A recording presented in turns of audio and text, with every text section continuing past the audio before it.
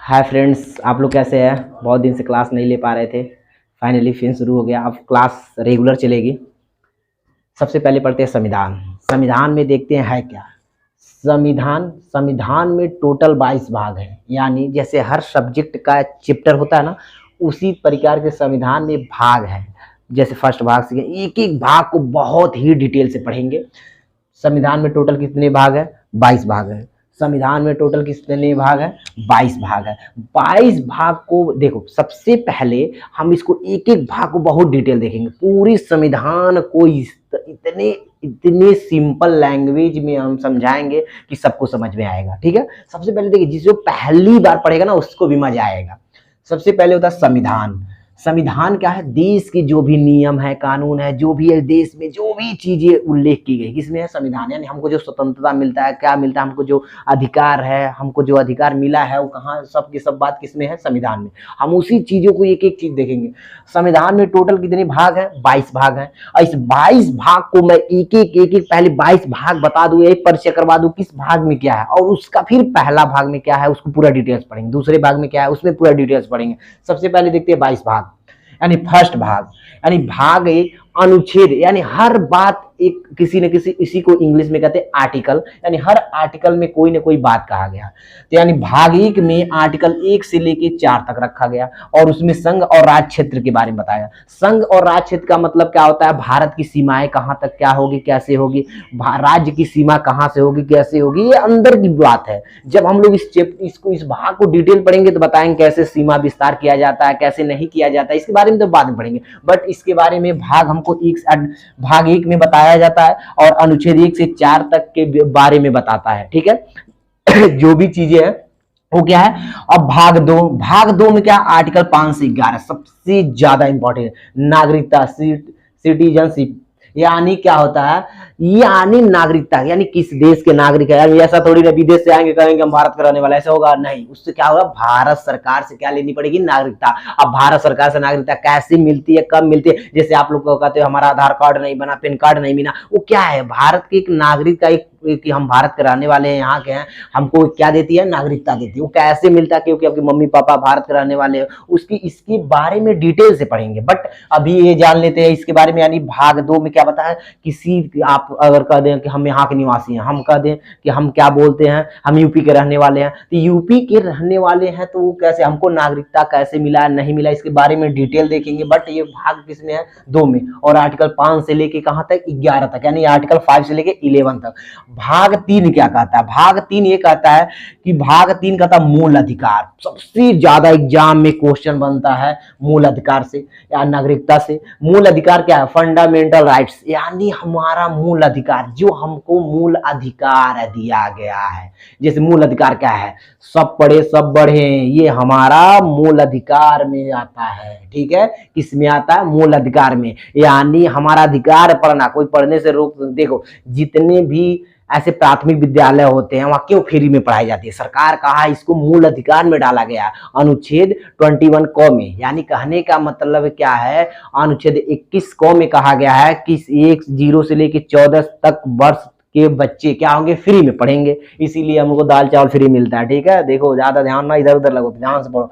यानी सही बता दें, अगर जिंदगी में संविधान को कोई भी पढ़ लिया ना, मजा आता है, बहुत इंटरेस्टिंग सब्जेक्ट है। इधर देखते हैं क्या है कि यानी भाग 3 में अनुच्छेद 12 से लेके 35 तक दिया है, मूल अधिकार के बारे में बताया, फंडामेंटल राइट्स होता है।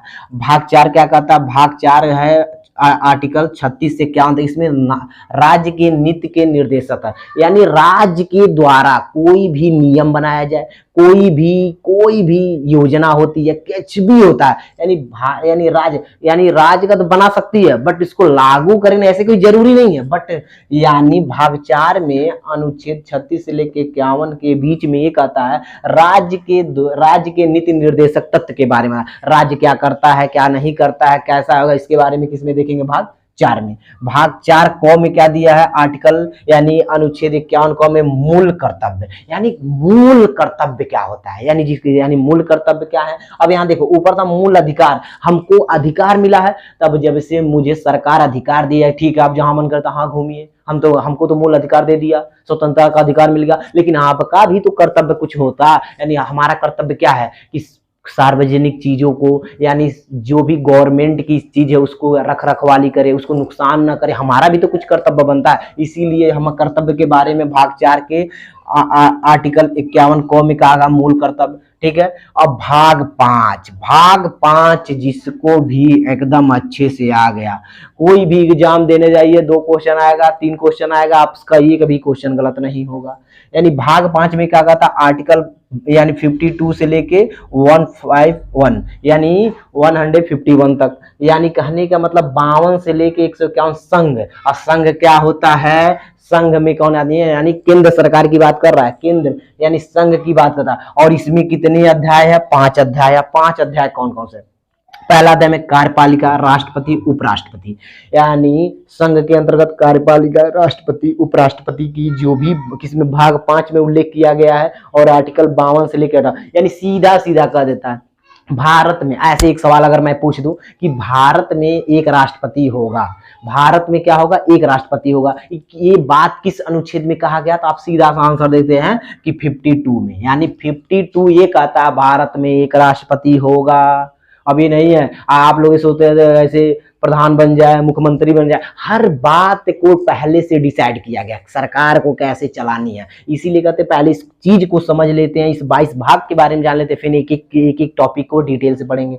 फिर दूसरा यानी भाग 5 का अध्याय यानी अध्याय दूसरा क्या कहता है, संसद। यानी संसद क्या होता है, भारत में ऐसे एक संसद है, संसद को यानी 79 से लेके यानी संसद में क्या होता है, कैसे होता है, इसके बारे में पढ़ेंगे। अध्याय 3 में राष्ट्रपति का विधायी शक्ति, इसी को अध्यादेश, यानी भारत में कोई भी स्थिति को अगर बिगड़ जाती है चाहे कुछ भी होती है तो राष्ट्रपति क्या करता है, एक अध्यादेश जारी करता है। तो अध्यादेश जारी करने की शक्ति किसमें है, 1, 2, 3 में, यानी कह सकते हैं अनुच्छेद 123 में अध्यादेश जारी करने की शक्ति किसको है, राष्ट्रपति को है। संघ की न्याय शक्ति, यानी संघ की न्याय शक्ति का मतलब न्याय, न्याय का मतलब क्या होता है, यानी सुप्रीम कोर्ट, यानी संघ की सुप्रीम कोर्ट जो है वो उसकी बात कहाँ किया गया, भाग 5 के अध्याय 4 में कहा गया है। कहाँ पर कहा गया है, 1 यानी 124 से लेकर 147, यानी सीधा सा भारत में एक उच्चतम क्या होता है, उच्चतम न्यायालय होनी चाहिए, यानी हम कहते सुप्रीम कोर्ट होता है। ये बात का उल्लेख इसमें क्या गया है, संविधान के अनुच्छेद 124 में इसका उल्लेख किया गया है। अब ठीक है, अब हमको ज्यादा डिटेल पढ़ेंगे तो जब आएगा टॉपिक तो देखेंगे। फिर करा भारत का नियंत्रक महालेखा परीक्षक, यानी 148 यानी भारत में कौन सा कहाँ कितना खर्च हो रहा है, क्या हो रहा है, महान जो लेखा जोखा रखते हैं वो सब क्या होता है, भारत के नियंत्रक महालेखा जो होगा वो क्या होगा 148 में होते हैं। ये टोटल है 5। नेक्स्ट यानी सेकेंड क्या करेंगे, नेक्स्ट जितने भी हैं 22 भाग उसको एक एक करके देखें, यानी सीधा से देख लेते हैं। सबसे पहले यानी स्टार्टिंग से हम एक एक चीज को बता देते हैं। सबसे पहले संविधान में टोटल कितने भाग है, 22 भाग। पहला भाग में अनुच्छेद 1 से 4 तक संघ और राज्य क्षेत्र है। दूसरा में भाग 2 में अनुच्छेद 5 से 11 नागरिकता है। भाग 3 में मूल अधिकार है। भाग 4 में राज्य के निर्देशक तत्व है। भाग 4 में मूल कर्तव्य है। 5 में संघ है। संघ के अंतर्गत कितने हैं, कार्यपालिका, राष्ट्रपति, उपराष्ट्रपति, संसद, राष्ट्रपति, विधायी शक्ति, संघ की न्याय, ये सब उसके अध्याय है, इसके संघ के अंतर्गत सब पढ़ेंगे। ठीक, ये टोटल चीजें देख लेंगे। नेक्स्ट वीडियो में हम लोग क्या करेंगे, भाग 6 के बारे में पढ़ेंगे। भाग 6, 7 इसी तरह पूरा डिटेल से पढ़ेंगे।